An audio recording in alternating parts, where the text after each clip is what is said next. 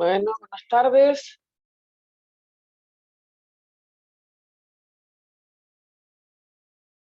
Buenas tardes, doctora. Buenas Yo ya tardes, sé doctora. quién va a saludar primero.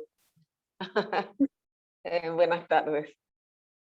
Bueno, el miércoles van a tener el día miércoles van a tener un práctico con la doctora Vázquez sobre legítima.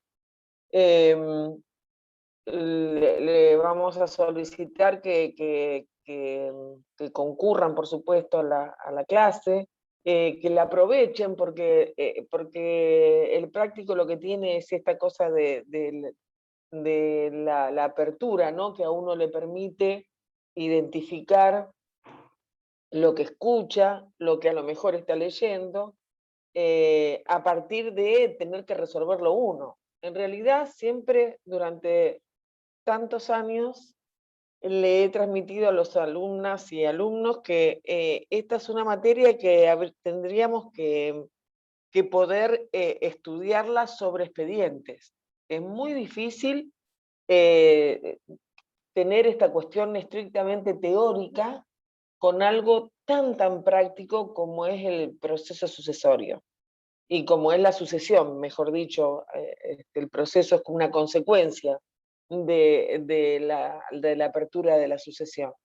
Pero bueno, la posibilidad que tienen de realizar un práctico no la desaprovechen, porque el día de mañana ustedes van a tener una llave. Esta es la llave que ustedes van a tener. Después seguramente que estudiarán aquello específico en lo cual se dediquen, pero sí hay cuestiones que uno no se borran más, y entre eso la legítima, por ejemplo, que es para mí el tema central de lo que están estudiando ahora, tiene. Así de que bueno, hay una serie de casos, no sé cuáles va a tomar la determinación la docente de plantearle, pero que resulta muy interesante la resolución y la dinámica con la persona que está a cargo de ese práctico. Así de que bueno, espero que lo puedan disfrutar a pesar de esta situación en la que aún estamos. Bueno, nosotros hemos venido hablando, yo no sé, el último tema que tuvieron, ¿cuál fue el día de ayer? El de viernes, mejor dicho. Los últimos temas El viernes no tuvimos porque hubo bueno, un problema. jueves. El jueves vimos partición. Inventario de evalúo. El viernes no pudieron porque no se pudo acceder, ¿no? ¿Algo de eso? ¿Puede ser? No, hubo problemas y el profesor, yo no pude ver la clase aún, pero el profesor que le tocaba el viernes dijo que la subiría, no sé si la subió, porque no he tenido tiempo de verla, tengo que verla, pero yo en lo personal no sé si la subió o no. Bueno, nosotros vamos a continuar. Si ustedes recuerdan, entonces desde que se plantea el proceso sucesorio, y ya estamos hablando de procesalmente, ¿no? Desde que nosotros hemos ya dispuesto las distintas etapas del proceso, hemos hecho referencia a cómo se llega y cuál era el fin del proceso sucesorio. Digamos, todo el proceso sucesorio, que ahí se liga mucho con lo que es la apertura de la sucesión en sí mismo, como una universalidad patrimonial y también jurídica, que tiende a qué? Que tiende a un momento, y ese momento es desde el que nosotros vamos a hablar hoy, que es el momento de la partición, o sea, el momento de la división. Vélez Sarsfield entendió que, tomando de los antecedentes, entendió que el estado de división no era bueno, ¿no? El estado de división entre la comunidad hereditaria no era bueno, que esto debía impulsarse para que se liquide. Y entonces nosotros hemos visto, ustedes han visto el otro día el inventario, el avalúo, habrán visto también las competencias que corresponden a quienes llevan adelante en un proceso judicial esas funciones. El inventario, el inventariador, quien realiza el avalúo, y posteriormente el partidor. Bueno, doy por entendido que sí lo han hablado. Esto era de una naturaleza y una competencia exclusiva de nuestra profesión, o sea, de los abogados, de abogada, abogado, que se ha ido también perdiendo con el tiempo por una cuestión de utilidad, diríamos, en relación a la forma de la partición, y han cobrado mucha relevancia las otras profesiones que intervienen. Pero para tener un hilo dentro de esto que estamos hablando, o sea, ¿cuál es la actividad jurisdiccional por excelencia? Y bueno, la actividad jurisdiccional por excelencia llega hasta hasta la declaratoria de herederos. En la declaratoria de herederos, obtenida una sentencia que inviste en esa calidad a todos los herederos, nosotros en la clase anterior hicimos la diferenciación, qué pasa con los herederos legitimarios y qué pasa con los demás herederos, incluso qué pasa con el testamento, y ahí comienza otro proceso. Un proceso que es mucho más contable, un proceso que es mucho más de orden administrativo, porque ahí comienza a campear el interés del Estado respecto de la distribución de la riqueza.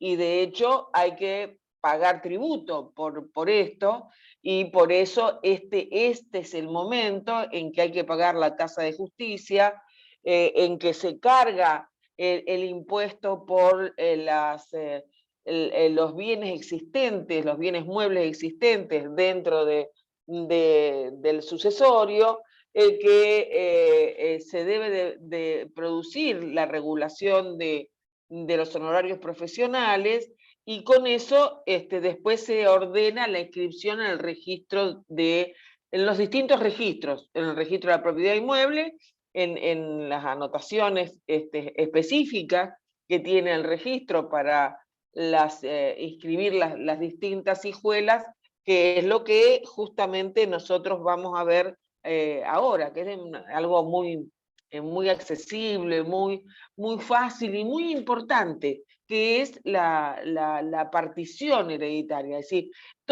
si todo tiende a ese fin, es decir, a que se consolide la división de la herencia, en el sentido de que cada uno de los herederos herederos que conforman la comunidad hereditaria reciban mediante una escritura, sería, y que la hijuela es eso, es decir, de una escritura madre surgen varias escrituras. Por ejemplo, una de las cuestiones típicas de nuestra localidad es estar en su entorno con grandes quintas, o esto tiene que ver con cómo se origina en nuestra ciudad la propiedad, la vivienda, la distribución de la tierra, cómo nace, y en realidad Mar del Plata tiene una historia en eso, donde las grandes familias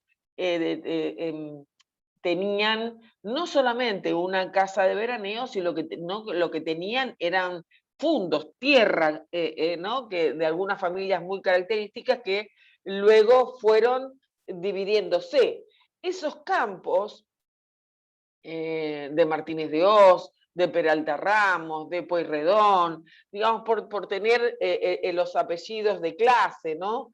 Hay muchos otros también. De toda la costa ha estado particularmente sellada por esta característica. Luego, ante en la descendencia, esos campos fueron dividiéndose y cada uno de los herederos de esas familias fue teniendo una inscripción registral que se daba con esta denominación que aún mantiene, que son las hijuelas, que es una escritura que se va a inscribir en el registro de la propiedad. Pero para llegar a eso tiene que estar saneada la sucesión, ¿no? Tiene que todo este recorrido que ustedes han escuchado y que ustedes ya saben, y que tienen que haber llegado a un líquido partible. Ese líquido partible está dentro del final de una cuenta particionaria, y esa cuenta particionaria se forma con todo el capital relicto, con la masa general de bienes, con las bajas generales que tienen las deudas, y también con los créditos que haya tenido, y deducido todo eso se conforma un líquido partible. Ustedes van a estudiar esa cuenta particionaria y seguramente que van a desarrollar los distintos estadios que tiene esta cuenta particionaria, que quién la va a conformar, y la conforman quienes van a realizar la partición. La partición entonces es un acto, por supuesto es un negocio jurídico, unilateral o plurilateral, que tiene como objeto el fin de la sucesión. Esa sería una definición de lo que es la partición hereditaria. Y esa partición hereditaria, el Código Civil y Comercial de la Nación ha tendido a que, respetando la autonomía de la voluntad, se tienda más o más profundamente a una partición privada. Hablábamos en la clase anterior que la gente evita llegar a este estado de partición, donde, como les digo, hay que hacer un recorrido administrativo y también de aportes, que implica un gasto sucesorio que muchas veces los herederos no quieren enfrentar. Depende de qué circunstancias estén, es que entonces o se deba o se solicite una partición judicial, pero si no, la tendencia es a una partición privada. Y entonces vamos a ver de dónde es que se ubica la partición. La partición está ubicada en el artículo 2043, que dispone una característica propia de las sentencias que tiene la partición, que es el efecto declarativo. O sea que la sentencia de partición es declarativa y no traslativa de derechos. Tiene otra característica la partición, y por lo tanto la acción de partición, que visualiza no solamente el contenido del derecho, de lo que es la partición en sí misma, sino también lo que procesalmente pueda resultar. Quiero decir, si uno tiene que afectar de nulidad, va a poder afectar de nulidad, y hay distintas posiciones entre Zanoni y Pérez La Sala en relación a si se puede afectar la nulidad intrínsecamente, digamos, en la construcción de la partición, ya sea por lo que vamos a ver, por los vicios de consentimiento, por los vicios de forma, por la lesión subjetiva, por las distintas institutos que el derecho prevé para erradicar la desigualdad en situaciones igualitarias, como por cuestiones estrictamente procesales, de nulidad procesal. Y entonces, retomando, el artículo 2403, entonces se juzga que cada uno de los herederos le sucede inmediatamente al causante, como nosotros sabemos, en todos los bienes comprendidos en la hijuela, a los que se le va a atribuir la parte que le correspondiera a ese heredero, y que también puede estar afectada por licitación. Este es un instituto que aparece, que cobra vigor en la reforma y que había sido derogado. Y esto ahora lo vamos a ver cómo es que funciona esa licitación dentro de lo que es la partición. En relación a los bienes, respecto de los bienes atribuidos por cualquier otro acto que tuvo por efecto hacer cesar la indivisión, ¿por qué? Porque, como dije al principio, en lo que tiende la partición es hacer cesar el estado de indivisión hereditaria.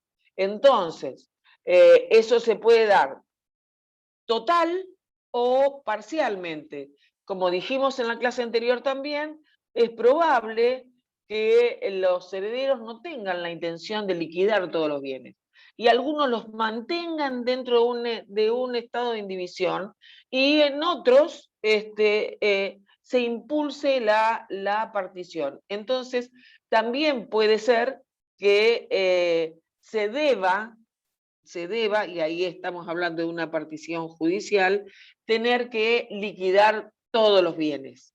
Entonces, los actos que fueran válidamente otorgados respecto de un bien de la masa hereditaria van a conservar todos los efectos para, a consecuencia de la partición, sea quien sea el adjudicatario de los bienes de los que fueron objetos esos actos. Quiere decir que cualquier acto que se hubiera celebrado durante el estado de indivisión va a ser respetado, por decirlo así, en el acto particionario, en la modalidad particionaria hacia lo que los herederos estén. Bueno, dicho esto, es las características que tiene la partición como derecho, y en eso está la imprescriptibilidad de esta acción, de la partición, que es el derecho a pedir la partición, porque el fin que decimos, el fin es a partir. Entonces, ese derecho a la partición es imprescriptible mientras dure el estado de indivisión. Y esto es importante porque quiere decir, la característica es que es imprescriptible, así como establecimos que se trata de un negocio jurídico, unilateral o plurilateral, que tiende a liquidar este acervo hereditario. También es cierto que la característica principal es que por esta misma razón es imprescriptible para todos los herederos. ¿Hasta qué momento? Siempre no. Es mientras dure el estado de indivisión. Entonces quiere decir que es susceptible de prescripción cuando la indivisión hubiera cesado de hecho, porque alguno de los herederos ha obrado como a título de dueño. Recuerdan, ha intervertido el título y ha comenzado a poseer la herencia de una manera exclusiva en contra, por ejemplo, de los demás herederos. En ese caso hay prescripción. Todos los problemas generados durante la vigencia del estado de indivisión, sobre todo las restricciones propias que son parte del uso común que tengan todos los coherederos, son razones que justifican la admisión de la imprescriptibilidad de la acción de partición. ¿Recuerdan por qué es esto? Porque yo les he dicho, así ojalá lo recuerden, que cada uno de los herederos tiene una vocación al todo. Esa vocación al todo hace que a su vez tengan todos los derechos, y todas las responsabilidades, las obligaciones también que se tienen en el sucesorio. Y en esto hay que remontarse un poco porque, como yo les decía también en la clase anterior, este es un derecho estático que no ha sido del todo tocado por la reforma al Código Civil y Comercial de la Nación. Es bueno traer los artículos que establecía el Código Civil anterior para poder tener claridad respecto de cómo es la lógica actual del Código Civil y Comercial de la Nación. Y en este sentido, el artículo 3450 del Código Derogado establecía, para reafirmar lo que venimos diciendo, ¿no? Cada heredero en el estado de indivisión puede reivindicar contra terceros detentadores los inmuebles de la herencia y ejercer hasta la concurrencia de su parte todas las acciones que tengan por fin conservar sus derechos en los bienes hereditarios, sujetos al resultado de la partición. Ahora vamos a traducir qué quiere decir esto. Y a su vez, el 3452 del Código de Vélez decía: los herederos, sus acreedores y todos los que tengan en la sucesión algún derecho declarado por las leyes pueden pedir en cualquier tiempo la partición de la herencia, no obstante cualquier provisión del testador o convenciones en contrario.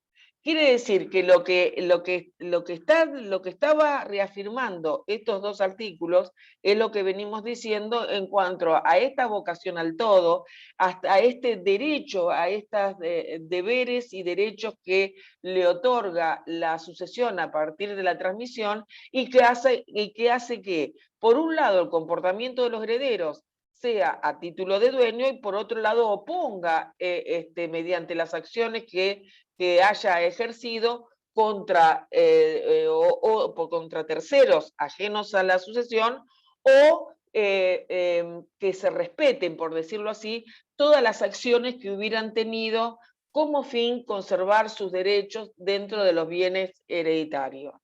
Entonces, si uno analiza estos dos artículos, se puede decir que, en principio, la acción de partición de la herencia no prescribía por más que los bienes productos de la sucesión hubieran estado en poder de terceros o en alguno de los herederos legitimarios, o cualquiera sea su momento después del fallecimiento del causante, aunque existiera una prohibición que hiciera que a través del testamento hubiera una restricción por la cual hubiera sido considerado nulo. Quiere decir que para el heredero la acción es absolutamente imprescriptible. Puede discutir, puede repeler y puede independientemente del tiempo que hubiera transcurrido a partir de la muerte del causante. Quiere decir eso.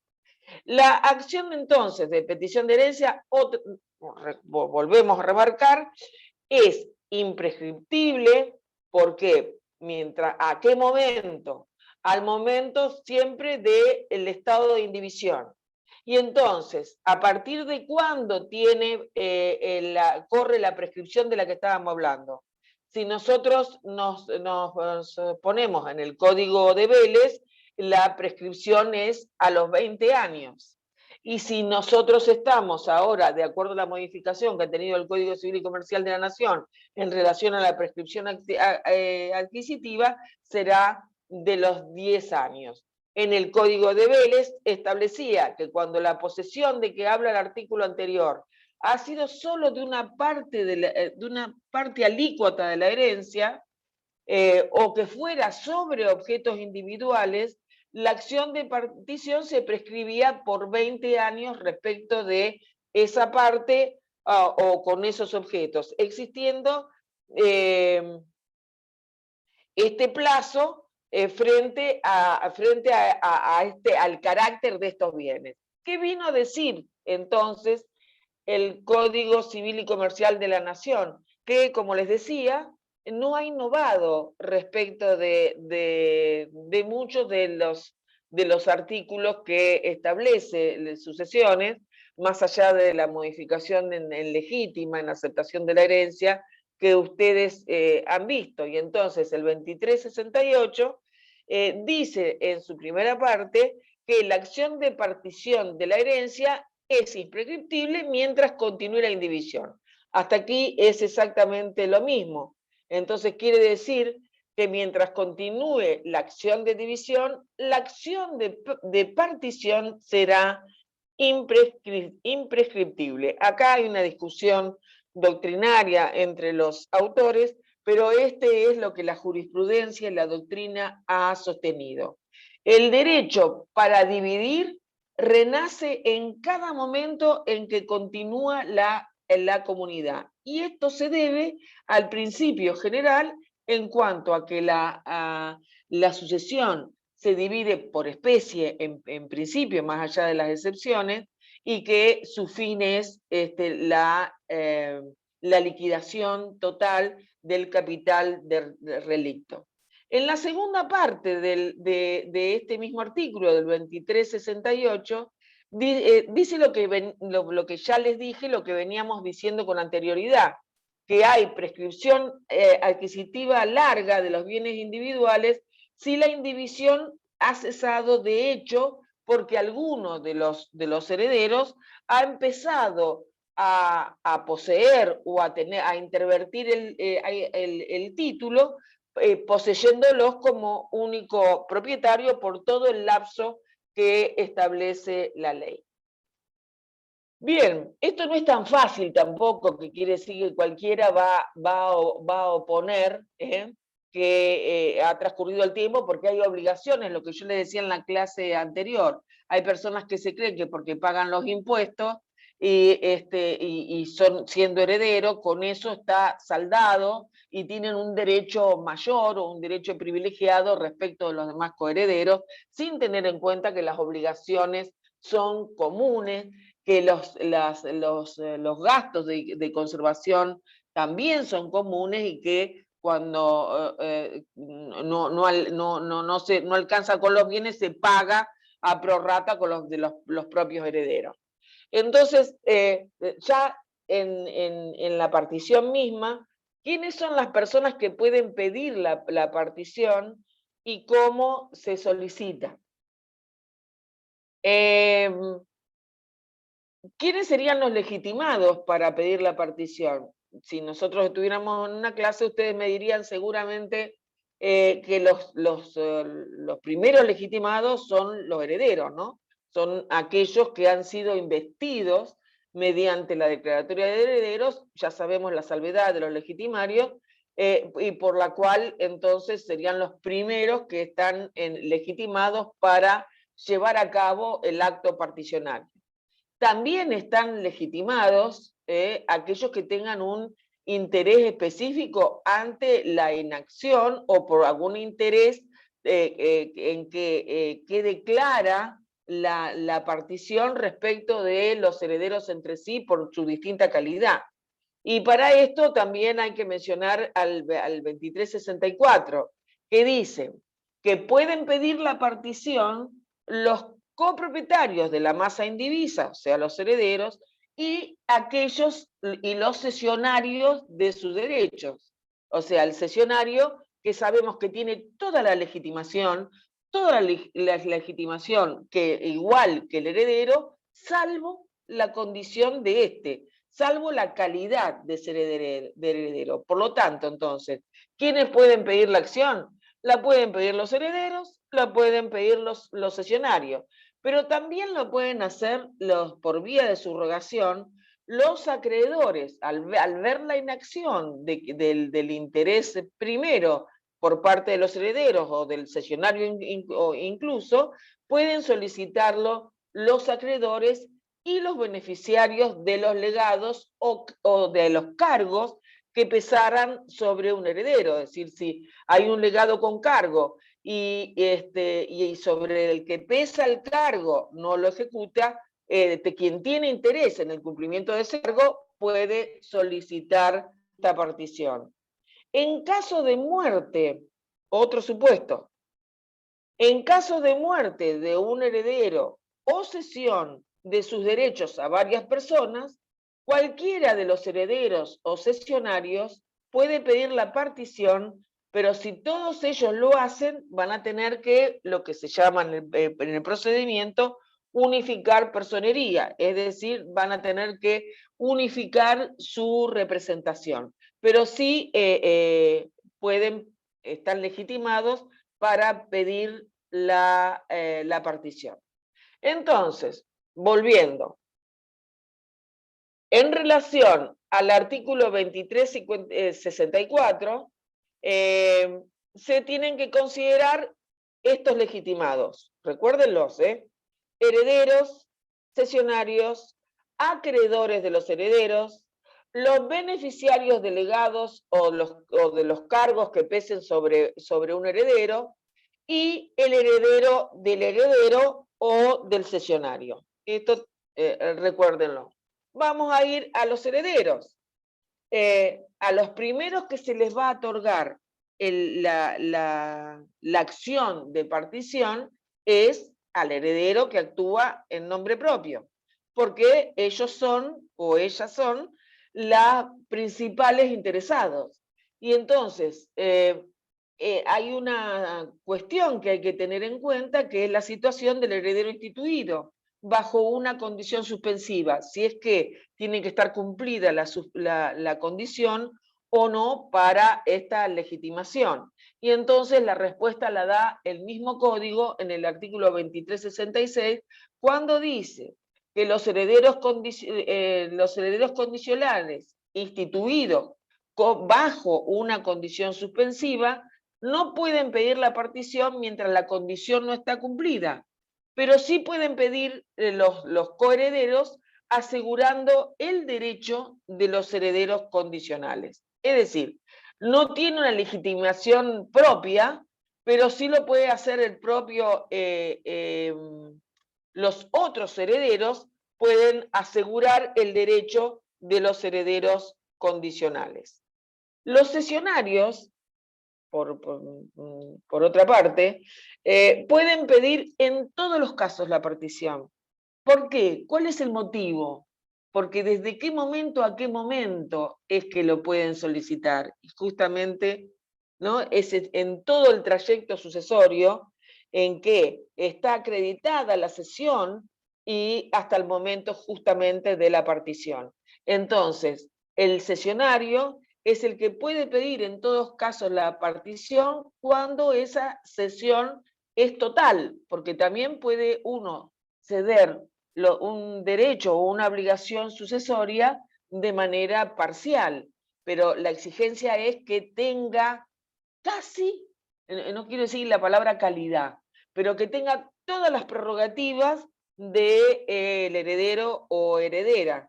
Es la figura más completa, más similar que existe al heredero o heredero, salvo su calidad. Y entonces estos deberán acreditar su legitimación con la escritura pública de cesión. Saben que por virtud del artículo 1618 del Código Civil y Comercial de la Nación, esa protocolización del contrato de cesión, seguramente que con el doctor Pagni lo deben haber supervisto, tiene que ser mediante escritura pública. Y mencionamos también a los acreedores de los herederos. Los acreedores pueden solicitarlo, dado que hasta que no se haya efectuado la partición, no pueden hacer nada, no se pueden dirigir contra los bienes del acervo hereditario de su deudor.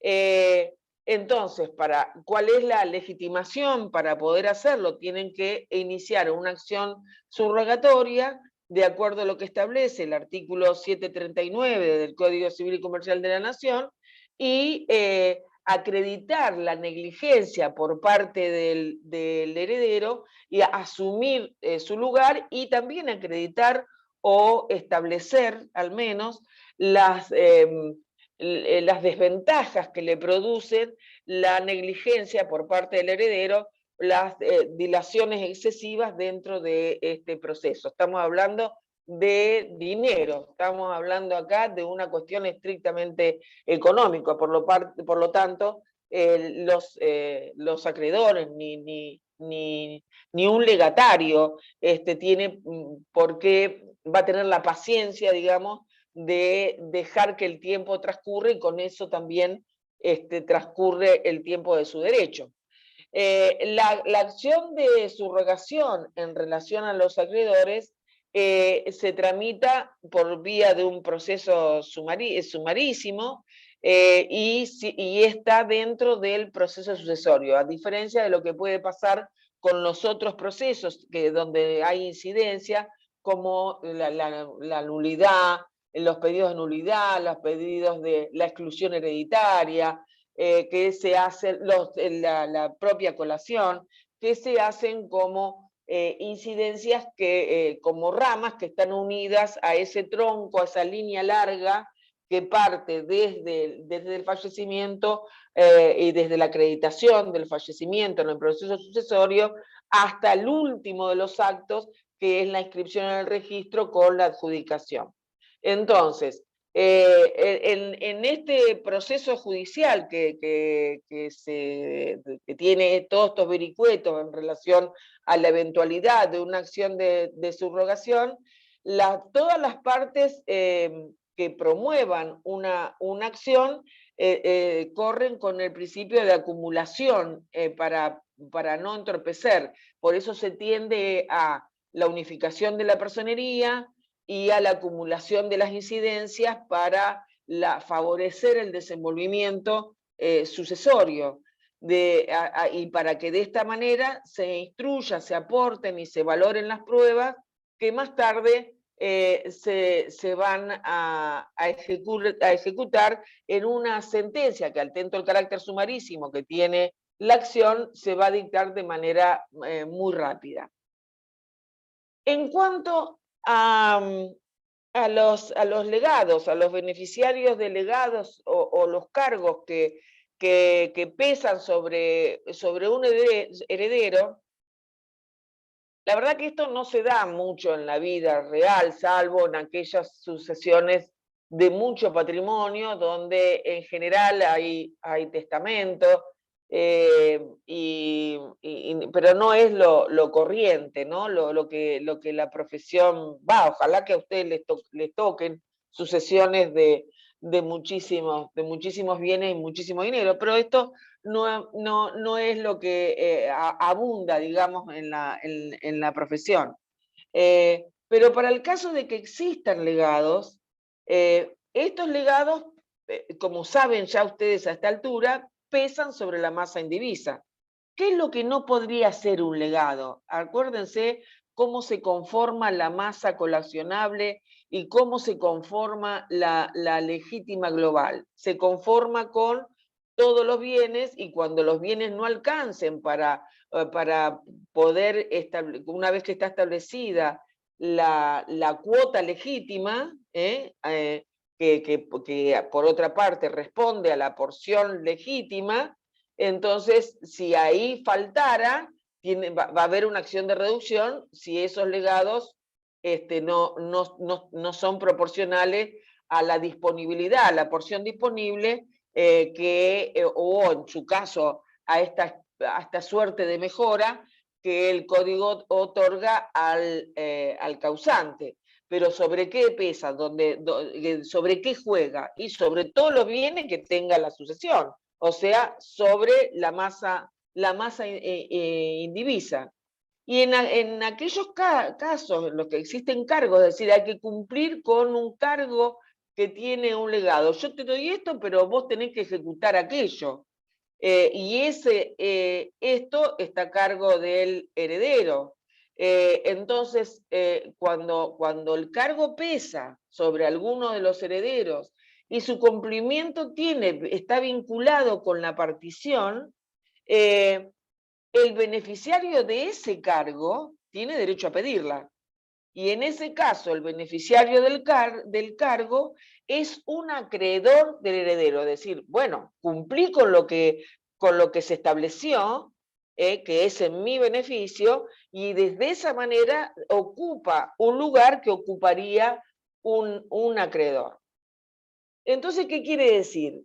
Que tanto el Código de Vélez como el nuevo Código Civil y Comercial de la Nación establecen las formas en cómo se debe o cómo se puede, dependiendo de las características de cada caso, realizar la partición. Y entonces, establecemos que la partición se hace en forma privada o extrajudicial, en forma judicial y en forma mixta. Y entonces vamos a ver cómo se hace en un caso o en otro. La partición privada o extrajudicial, es decir, nosotros, por supuesto, siempre hay que llegar a la declaratoria de herederos, ¿no? Nosotros ya tenemos la declaratoria, que es la sentencia mediante la cual habilita para que se siga con todo el camino hasta la partición. Ya hemos recorrido lo que ustedes han visto en relación a el inventario y el avalúo. Y ahora estamos con la figura del partidor. Que ese partidor, como les decía, puede ser un abogado que tenga un contador. En general era una incumbencia propia de los letrados, de las letradas, pero la dinámica del proceso hace que muchas veces tenga que estar un contador para este proceso de partición.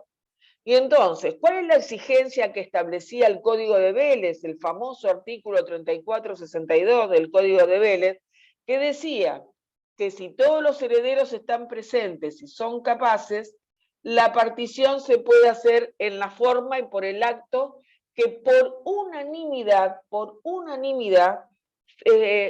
fijaran o juzguen conveniente los herederos. Y ahí está la primera condición. Tiene que haber un acuerdo unánime. Ahora vamos a ver los otros requisitos, porque para que haya acuerdo unánime y sea aceptado esta posibilidad, quiere decir que se está hablando de todas personas capaces. Y ahí hay que hacer dos puntitos ahora, con la reforma al Código Civil y Comercial de la Nación en relación a la capacidad jurídica.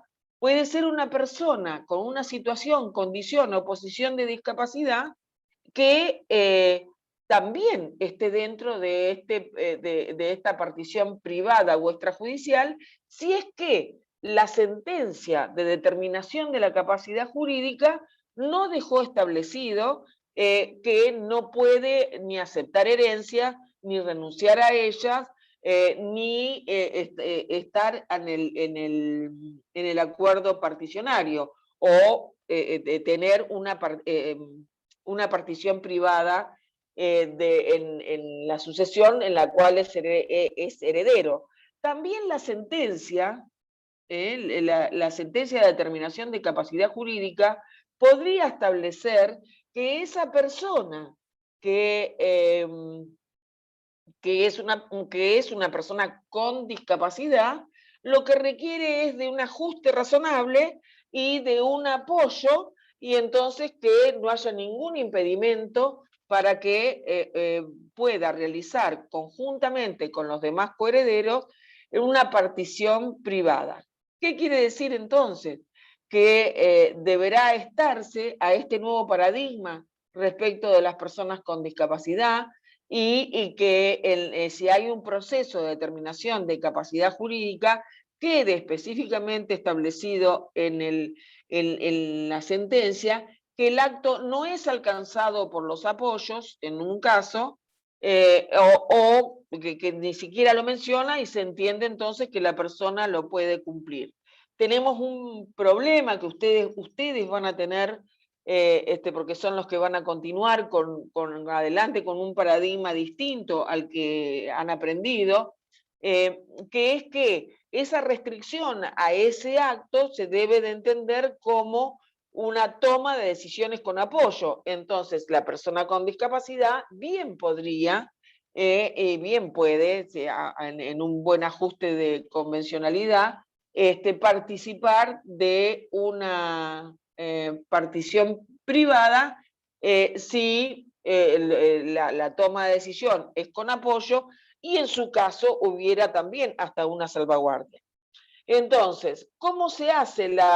Queda claro que tienen que ser personas capaces para el acto, que tiene que haber unanimidad para la celebración, y que la forma de instrumentación de esa partición es siempre por escritura pública. Esto por lo que establecía en el código derogado el artículo 1184 de Vélez. Ahora, en el nuestro, en el vigente, en el Código Civil y Comercial de la Nación, el 2369, se establece lo siguiente, dice, si todos los copartícipes están presentes y son plenamente capaces, la partición puede hacerse en la forma y por el acto que por unanimidad juzguen conveniente. Quiere decir, no hay variación con el Código de Vélez. Dice, la partición puede ser total o parcial. Entonces quiere decir que al igual que el Código de Vélez, el Código Civil y Comercial de la Nación establece la obligatoriedad de hacer la partición por medio de la escritura pública, lo que varía nada más es el número del artículo del código, que en este caso es el 1017. Y la norma del 1017 dice, debe ser otorgados por escritura pública los contratos que tienen por objeto la adquisición, modificación o extinción de derechos reales sobre inmuebles y quedan exceptuados los casos en que el acto es realizado mediante subasta proveniente de ejecución judicial o administrativa. Por lo tanto, dicho esto, los requisitos son, otra vez, que todos los herederos estén presentes, y se considera presente también al ausente que tiene un mandatario con poder suficiente, y también al ausente y con presunción de fallecimiento, porque los herederos actúan bajo una sola representación. Hay ahí un derecho de representación también. Y entonces que todos los herederos, la otra condición, sean plenamente capaces, que se refiere a la capacidad de hecho. Bueno, acá hay con la salvedad de los que les he comentado,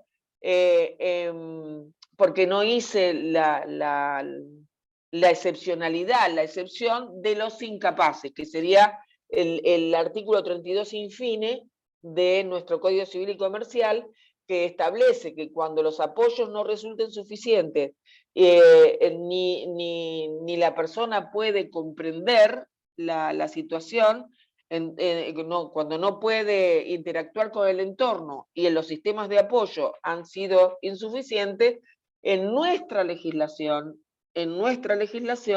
se puede declarar la incapacidad. Y entonces es el único supuesto que hay hoy de personas incapaces. Como no vamos a tener tiempo de que yo pueda hablarles de este tema tan importante, recuerden al menos eso. Nosotros hemos descartado a la incapacidad como modelo en nuestra legislación a partir de la reforma. Hay toma de decisiones con apoyo. El código habla de restricción, pero en realidad dice que a la persona se separa el derecho del acto y la propuesta es que tengan apoyos para tomar una decisión y que ese acto tiene que estar perfectamente establecido en la sentencia. Solo la excepcionalidad se da con el estado de coma, que vendría de ser esta situación, que es cuando la persona de ninguna manera puede interactuar con el entorno ni los sistemas de apoyo no dan resultados. Entonces, en ese caso, se sigue manteniendo la incapacidad y hay un representante que sería el que debería oponer la partición judicial.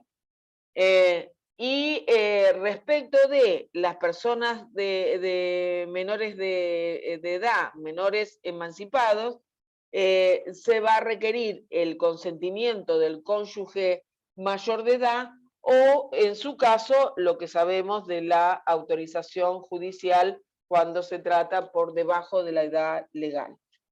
En relación al acuerdo unánime, se requiere tanto para la forma, para la partición privada, como para el contenido del acto. Es lo que les decía al principio.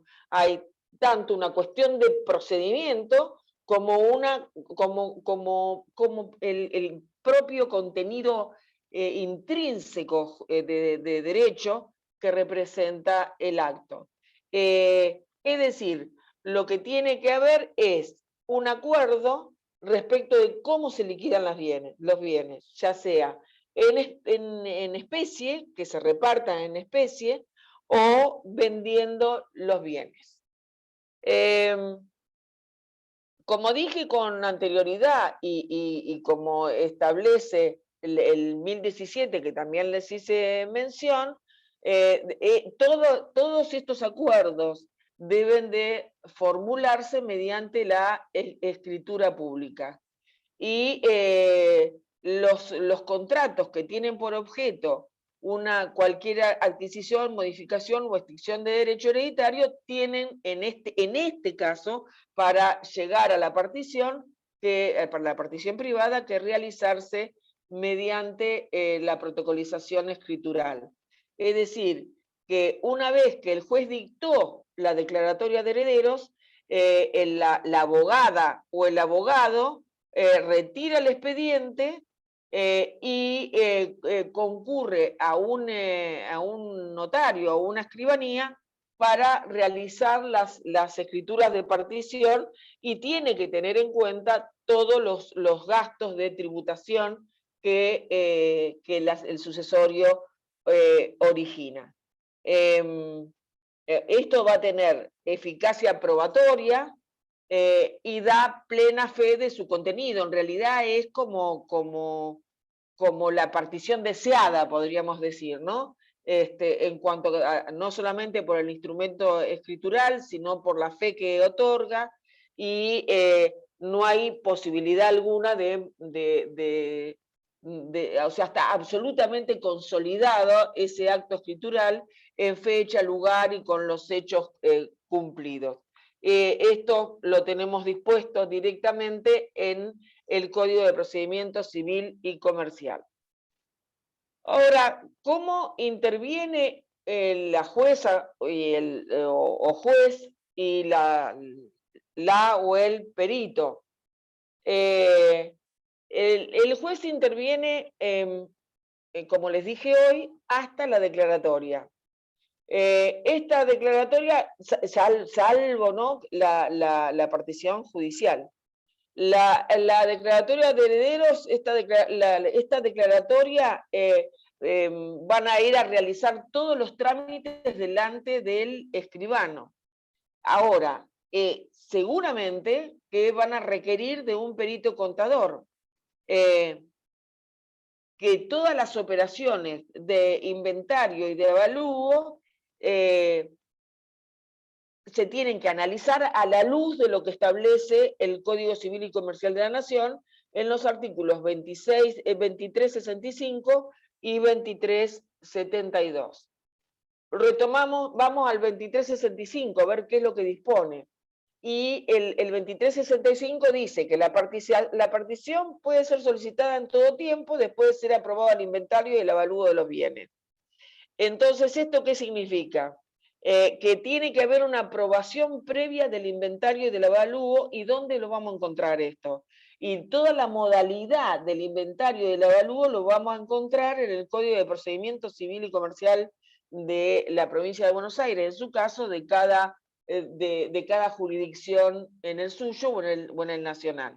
Y recién una vez que está aprobado el inventario, que sabemos que ha quedado consolidado, que eso es, que ya se tiene la cuenta particionaria y que no va a haber posibilidad alguna de moverlo, recién ahí se puede pedir la partición debido o de acuerdo a lo que establece el 2372 del Código Civil y Comercial de la Nación, que le da el derecho, y ahí está lo de la norma que aparece, que se reflota ahora nuevamente, que le otorga a los herederos el derecho a pedir licitación. Puede ser que, y esto sucede mucho, esto se trajo para pacificar un poco lo que les decía en la clase anterior, los líos terribles que se arman en las sucesiones, por los intereses creados que a veces no pagan lo patrimonial, sino que tienen que ver incluso con cómo se desarrolló la infancia. Y entonces también puede ser que uno de los herederos, por cuestiones afectivas, por cuestiones de interés, quiera que le toque, por decirlo así, un bien por sobre lo que es la partición que le pueda tocar a otro heredero. Y esto puede ser muy injusto porque puede haber desigualdad. Entonces, para evitar esa desigualdad, lo que la norma establece es que se realice una licitación privada cuando no hay un acuerdo sobre la distribución de los bienes y entonces el heredero tiene la posibilidad de ofertar un valor superior al avalúo para lograr que ese bien le sea adjudicado a esa persona. Puede ser que el bien tenga una evaluación, digamos, por debajo de lo que la cuota parte que le hubiera sido adjudicado, pero es de interés del heredero y entonces la norma le posibilita esa licitación y que no está prevista cuando hay acuerdo y unanimidad y están, valga la redundancia, y están todos de acuerdo para hacerlo de manera privada.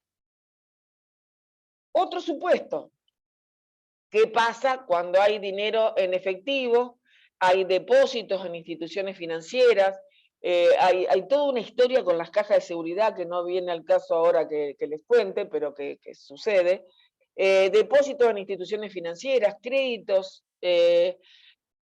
cuyo monto en conjunto sea pequeño, que represente, por ejemplo, un porcentaje ínfimo en relación a la constitución de un bien de familia. Como si dijera, bueno, lo único que hay es un autito, un auto que quedó, esto pasa en la vida real, pasa muchísimo, y que desde el fallecimiento del causante han pasado de 3 años. Bueno, que los créditos que hayan quedado son de poco monto, ¿no? Las famosas cajas de seguridad que siempre hay sueños de que pueda haber una fortuna guardada ahí, que los herederos se matan por abrir esa caja de seguridad y trae una cantidad de supuestos, sino que hay un único inmueble que el avalúo fiscal es inferior al 20% máximo establecido para la constitución del bien de familia, y entonces en este caso se habilita la posibilidad de esta licitación sin restricciones de ninguna clase.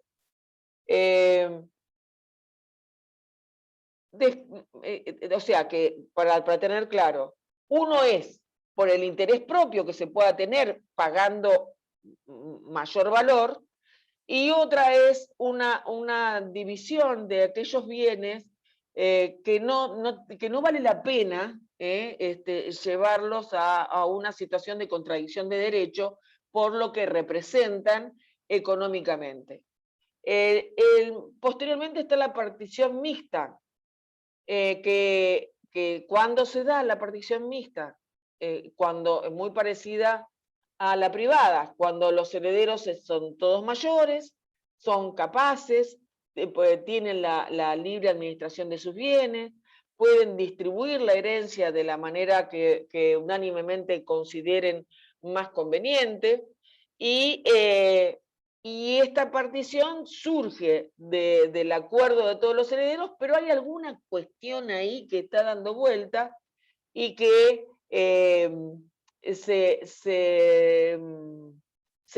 se realiza en la partición de manera privada, pero se pone a homologar judicialmente. Entonces, la característica es que es un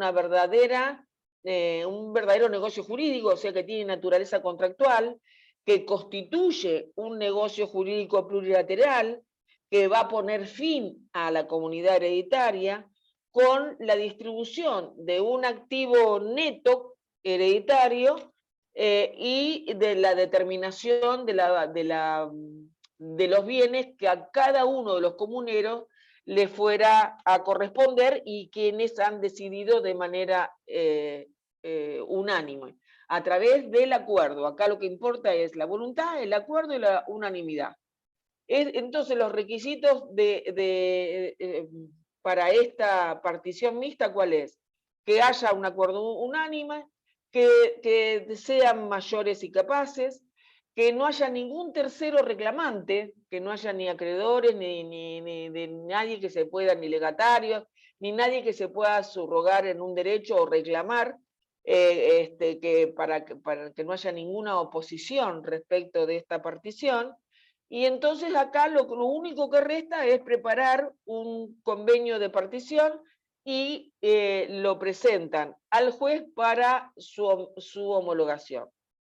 ¿Cuál es el efecto? Como toda homologación, salvo lesión subjetiva, salvo un abuso de derecho o desigualdad de ese convenio se va a homologar y los va a vincular absolutamente en forma obligatoria a todos los coherederos, sin que sea posible dejarlo sin efecto. Quiere decir que acá también hay una discusión respecto de la cosa juzgada, ¿no? Material o formal que tiene esta declaratoria. Como dijimos, el efecto natural de una sentencia de partición es un efecto también declarativo que retrotrae a la primera adquisición, por decirlo así. Entonces, cuando la partición extrajudicial se realiza por un instrumento privado, constituye necesariamente un contrato que debe ser homologado judicialmente.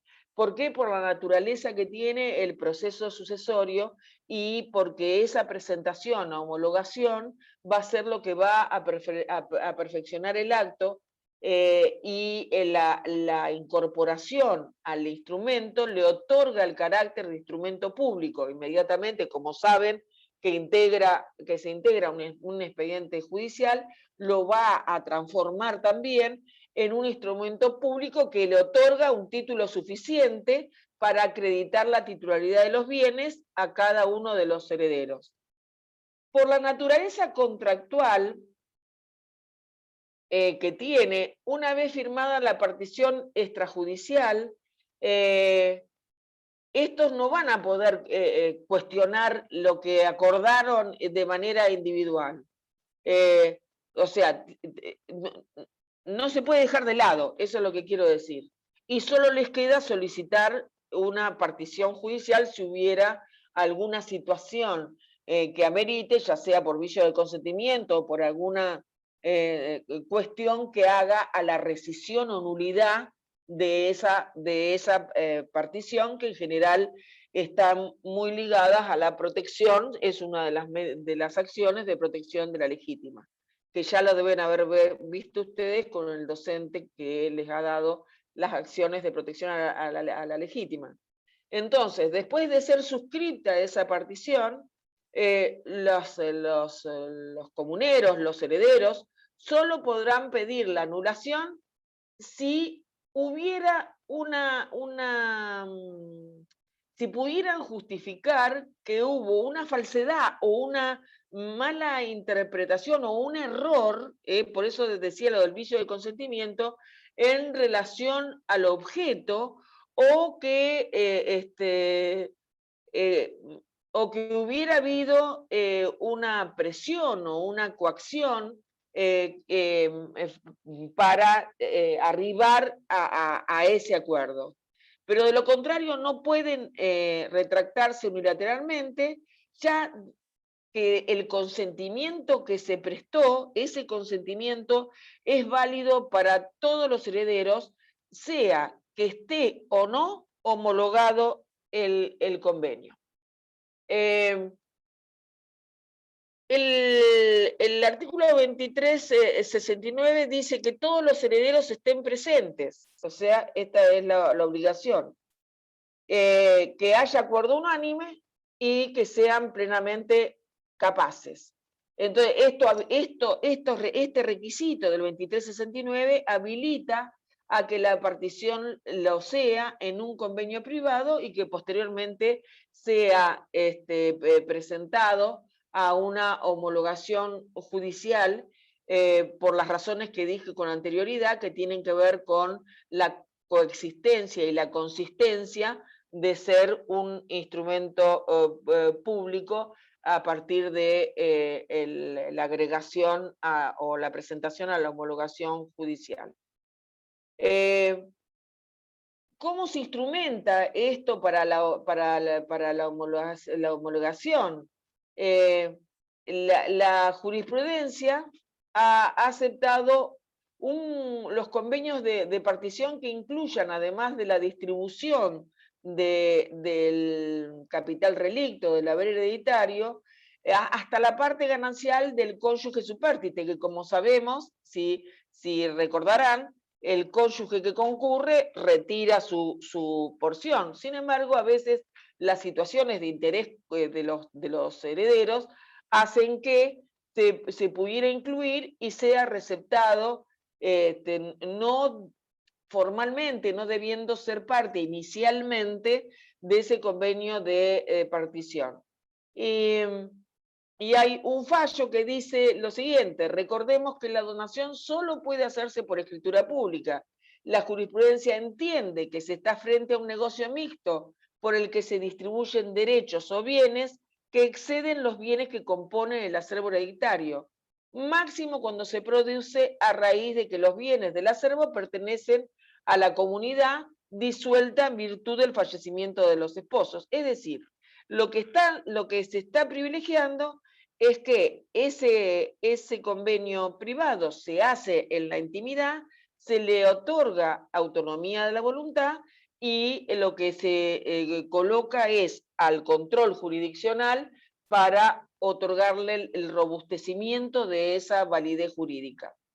En cuanto al juez, el juez debe intervenir durante todo el proceso, ya que es quien va a aprobar ese convenio de partición realizado por los coherederos. Entonces, en ese caso no interviene el perito contador, pero sí ese perito contador tiene que haber intervenido ¿en qué momentos? Que ustedes acaban de ver. En el momento del inventario y del avalúo. Y el 2365 del Código Civil también evalúa y establece esa situación. Entonces, hay solo algunos supuestos que fueron los que dije anteriormente, donde actúa el perito, donde no hay exigibilidad de la presentación de las operaciones de inventario y avalúo por los montos que se encuentran en juego para la partición judicial, privada. Ahora, ¿qué sucede en la partición judicial?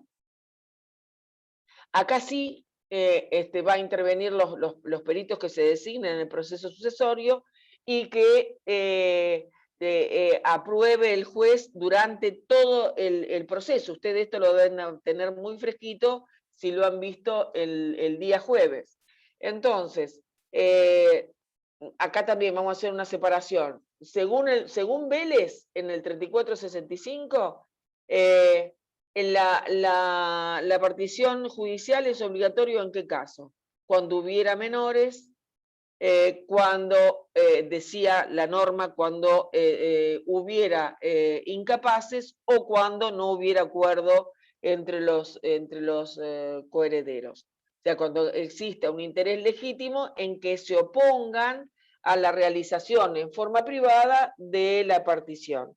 Entonces, cuando no haya acuerdo, cuando existan, decía la norma, menores o incapaces, y en relación a los menores, aunque estuvieran emancipados, cuando existiera algún interés legítimo por parte de terceros que se opusieran a la partición privada, y cuando estos, entonces, y cuando los herederos no se agarran de los pelos cuando no hay ningún acuerdo.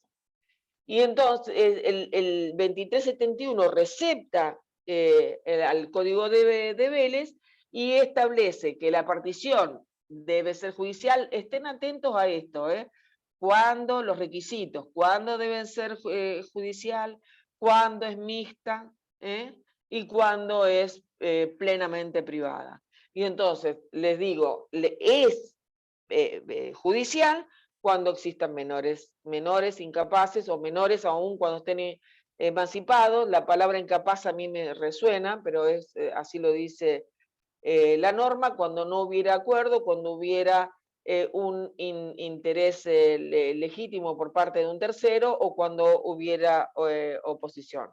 Y entonces el 2371 remarca esto que estoy diciendo y dice si hay copartícipes incapaces, con capacidad restringida o ausentes, si los terceros fundándose en un interés legítimo se oponen a que la partición se haga de manera privada, y si los copartícipes son plenamente capaces y no acuerdan en hacer la partición privadamente. A su vez, el 2373 establece que quién va a hacer esa partición. Todo muy bonito, pero ¿quién es el que lo hace? ¿Quién está, cómo se lleva adelante? ¿Cómo lo va a llevar para poder establecer las cuotas partes en especie que le corresponda a cada uno o con los dividendos que a cada uno de los herederos le corresponda?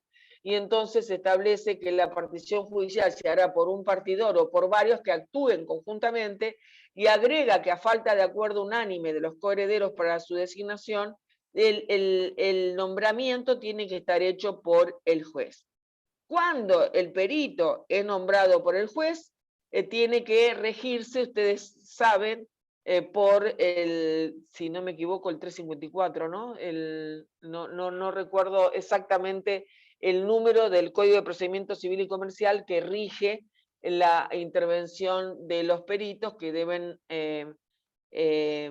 desarrollar su tarea de acuerdo a su profesión, a su oficio, a su saber, y con las obligaciones que establece el Código de Procedimiento.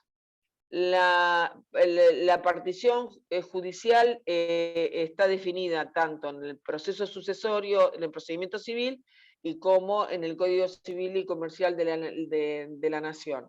Ese perito partidor que va a ser designado va a proceder en un plazo que el juez señale a proyectar la liquidación, a la división y la adjudicación de los bienes hereditarios.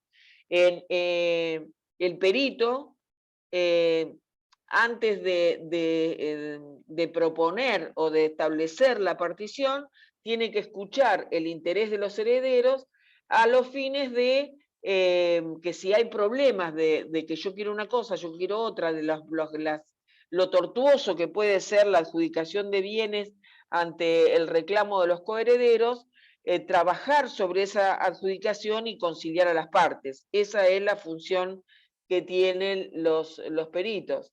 Y además después, detalladamente, en cada hijuela se deben de establecer los bienes adjudicados. Cuando en época antigua las máquinas de escribir tenían como un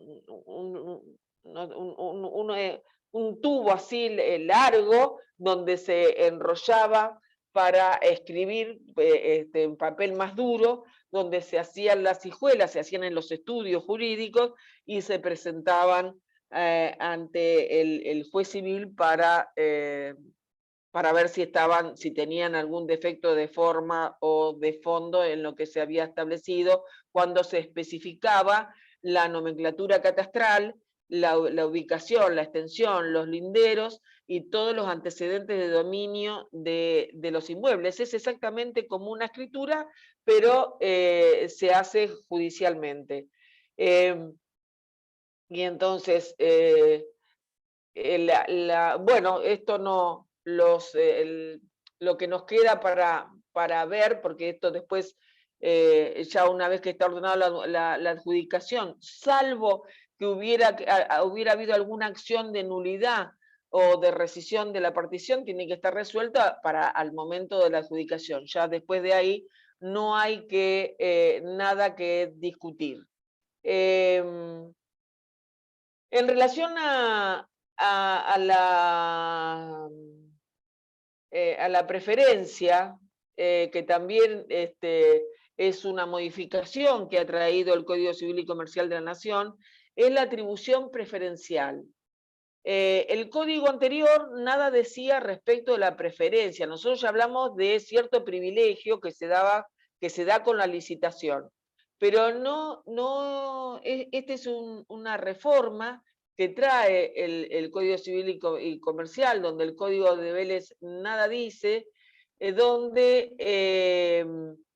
que lo que se intenta es resguardar las situaciones de hecho que merecen una protección justamente por esto que les decía hoy del principio de igualdad cualitativa de la partición de la masa sucesoria. Este derecho tiende a proteger de alguna manera la situación del cónyuge o de la cónyuge o del heredero que haya estado más cerca, más relacionado con algún bien de la sucesión. No sé, si explotó, por ejemplo, un pequeño almacén o que tuvo a su cargo, no sé, la explotación de algún lugar pequeño o en su caso de algún bien registral, que haya tenido cercanía el heredero respecto de un bien y mucho más si se trata del cónyuge. Y así es que el 2380 establece la atribución preferencial en el caso de los establecimientos, por ejemplo, y dice que el cónyuge sobreviviente o un heredero pueden pedir la atribución preferencial en la partición con cargo de pagar la diferencia, o sea, con cargo de pagar el saldo restante, si lo hubiera, y si ese establecimiento fuera un establecimiento agrícola, comercial, industrial, artesanal o de servicios que implique lo que sería una pyme, una unidad económica en cuya formación participó. Acá en nuestra ciudad hay un montón de situaciones que tienen que ver con este carácter de una pequeña empresa, sería, ¿no? Lo que implica la pequeña empresa familiar, y entonces que se le otorgue a la cónyuge o al cónyuge o a un heredero ese bien para la explotación en forma privilegiada. En caso de explotación en forma social, puede pedirse la atribución preferencial de derechos sociales si no afectan de disposiciones de orden público o estatutaria o respecto de una sociedad que pudiera existir. Y si hubiera un remanente a esto, ese remanente tiene necesariamente que ser pagado. Bueno, respecto de otros bienes de la atribución preferencial, entonces pensemos, lo más común es con una pequeña empresita que se tenga, con un almacén, con una despensa, con un kiosco, con una unidad económica pequeña, que vincula, por ejemplo, la explotación, un taller, se me ocurre ahora pensar, en la que está el cónyuge necesariamente y un hijo, por ejemplo, y se pida la atribución preferencial para estos herederos. El 2381 dice en relación a otros bienes y establece que el cónyuge sobreviviente o un heredero puede pedir también la atribución de la propiedad o del derecho de locación. Yo creo que esto ya lo habíamos hablado en otro tema, del inmueble que le sirve de habitación si allí tenía su residencia al tiempo de la muerte. O sea que no puede ser desalojado. ¿no? Esto está muy ligado al derecho, al derecho de habitación, que también ha sufrido modificación y que hoy la o el cónyuge tiene derecho a acceder. Pero es decir, en la locación que no puede ser echado, es eso. De la misma manera que si en esa propiedad tuviera el ejercicio de una profesión donde desarrollaba su actividad, y entonces tener ahí una preferencia respecto de ese bien. En relación a las cosas muebles, si fueran las cosas muebles destinadas a un tractor, todo lo mueble que existe, por ejemplo, una chacrita, que para la explotación de un bien que está de cercanía de uno de los herederos o iba a decir, de la o del cónyuge, que pueda ser asignada, que pueda ser respetada esa atribución preferencial, así como hay muchas cuestiones necesarias para la explotación que se dan en nuestra zona, por ejemplo, en los contratos rurales de arrendamiento o de aparcería, que son en provecho del heredero con el que ha trabajado esto y que por el cual solicita la atribución preferencial. Después el 2382 refiere a la petición por varios interesados.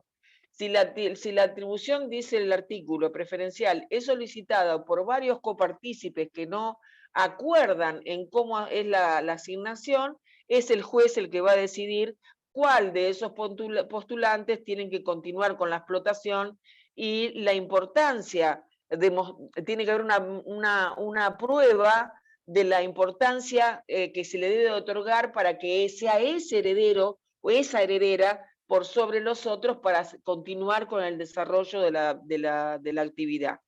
Y esto es una decisión jurisdiccional en relación a la explotación.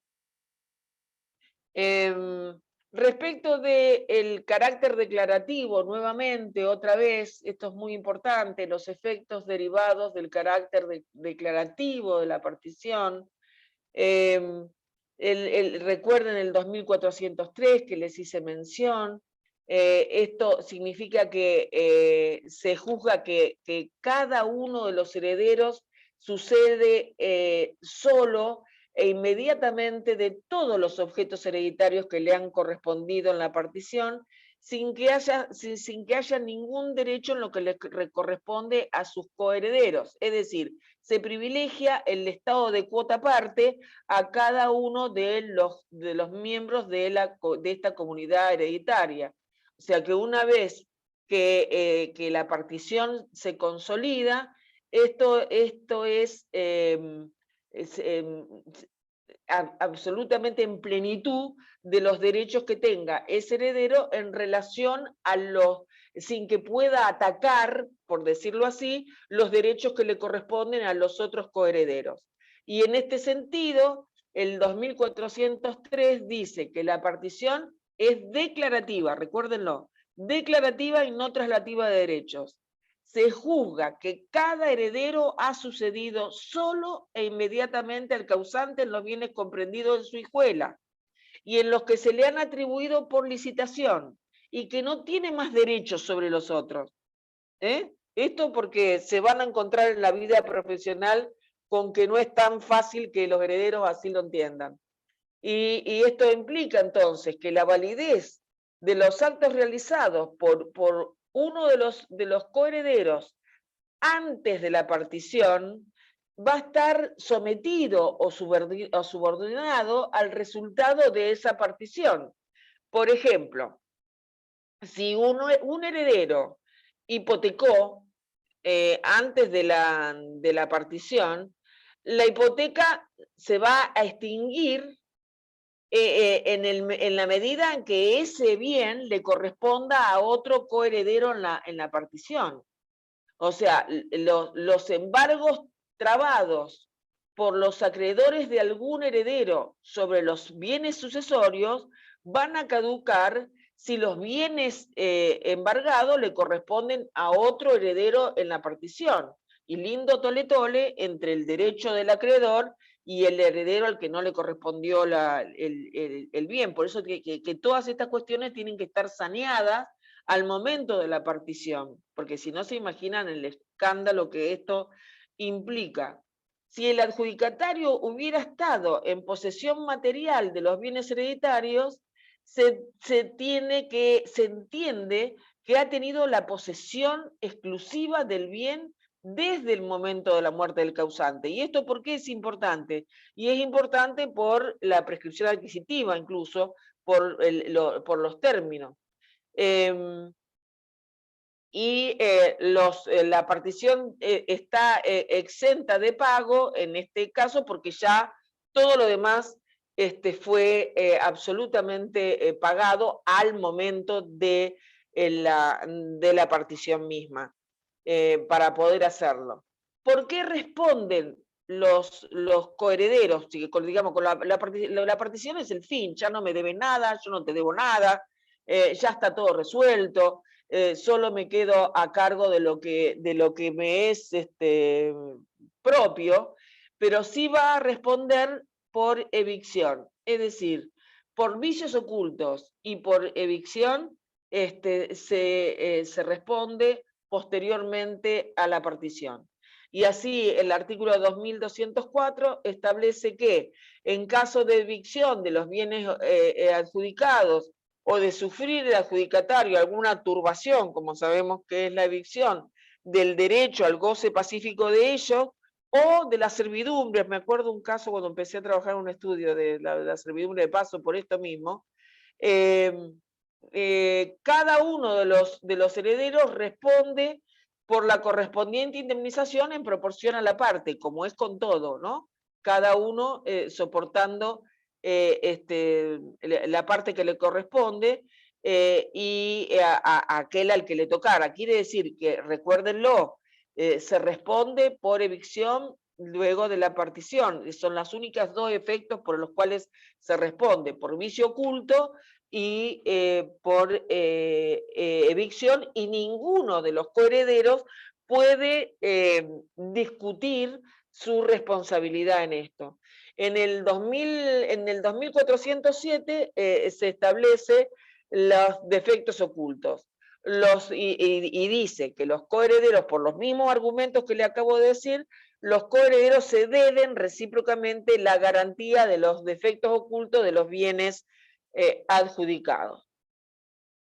Si en esta instancia, si en la instancia de la partición fuera necesario nombrar un administrador o un perito cuando correspondiera, que es en la etapa anterior, ¿no? Por todo lo que hemos hablado, se tiene que nombrar a un contador público nacional. Esto es la incumbencia que le digo que hemos perdido. En función de la autonomía de la voluntad que el código le otorga, es que se le ha dado la posibilidad de ese nombramiento a propuesta mayoritaria de los herederos declarados presentes, que en general se hace una audiencia, y de lo contrario se va a sorteo por una lista que como pasa con todos los peritos, confeccionada y que se lleva a los fines de poder determinar cuál es el profesional interviniente. Y también se puede designar un perito partidor quien tiene la responsabilidad posterior del cuidado, de la forma y de la firma de esa cuenta particionaria, a la que va a tener que ser suscrito conjuntamente con la letrada o el letrado que intervengan. Las partes, digamos, los herederos, si tienen una buena relación, si están todos de acuerdo, podrían llegar a resolver que el perito evaluador también sea quien lleve adelante la partición. Vamos a dejar, creo que hasta acá, es todo lo que presenta la partición y la acción de partición, y quedo sujeta a cualquier pregunta que ustedes quieran hacer al respecto. Doctora, con esto, sí. una consulta sobre el trabajo práctico, porque hay gente que no va a poder estar ese día. ¿Influye en el parcial? Porque justo rinden ese día, rinden otra materia, entonces no van a poder estar justo el día del práctico. Lo que pasa es que ustedes están teniendo como una actitud, ¿no?, propia de esta pandemia, y también del sucesiones es pesado, o por lo menos yo lo vivo así. Soy una docente del derecho de familia natural y básica, pero es muy importante sucesiones, es muy importante que lo entiendan, es muy importante para la vida profesional, y las clases son importantes, porque aunque a ustedes les parezca reiteratorio de lo que van a estudiar después, es como que no solamente que aclara, les sirve, sino que concientiza. Y no están aprovechando las clases. Es muy bajo el número de alumnos que están en las clases. La actividad práctica presencial es sumamente importante. Si la titular no ha dado como obligatoria la práctica, yo no lo voy a hacer. Sí, Lo sí. que sí digo, después al momento del parcial, y bueno, uno tiene, yo tengo memoria, pero bueno, queda, si tienen un examen, lógicamente, no hay, no se puede exigir si coexisten las materias. Lo que digo que es importante, porque es nada menos que legítima. Y legítima es, y ustedes en legítima van a ver mucho. No se trata de la cuenta particionaria, ni mucho menos. Se trata del derecho igualitario de estos herederos que tienen este carácter. Y la legítima es el tema central. A mi juicio, el tema central, ninguna duda, es legítima, con todas las variantes que la legítima tiene, ¿no? Pero bueno, no la puedo poner como obligatoria, porque ni siquiera hablé tampoco con la titular como para hacerlo, así que no. Ah, bueno, gracias. Bueno, nos Bueno, vemos entonces en la semana que viene, y ya nos vamos acercando al parcial. Gracias, profe. Hasta luego, profe, hasta luego. Que tengan suerte. Chao, Lean gracias. su código y con eso van a estar muy bien también. Bueno, Hasta muchas luego. gracias. Adiós. Gracias. Adiós.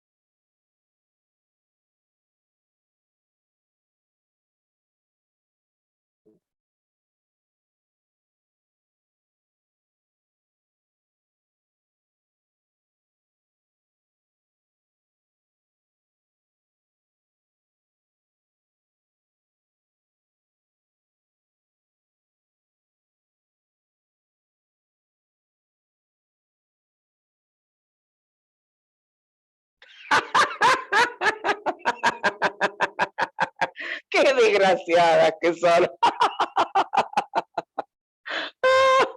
Claro que le dije, porque me preguntó y me dijo que le había dicho Marisa, pero no me dijo del grupo. Ay, qué gracioso. ¿Y le contaste que salió el caso de ella?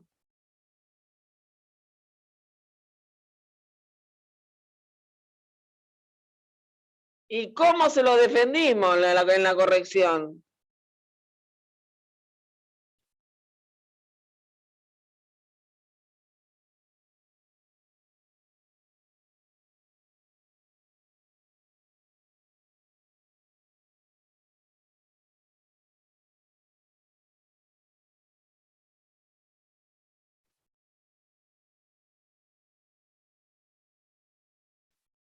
Hoy tomé examen de a las juezas la parte oral, así que entre todo lo de, di clase en la facultad y vi todo lo de nuestro trabajo. No, no voy a esta hora a ver nada más, espero que no haya nada urgente, urgente.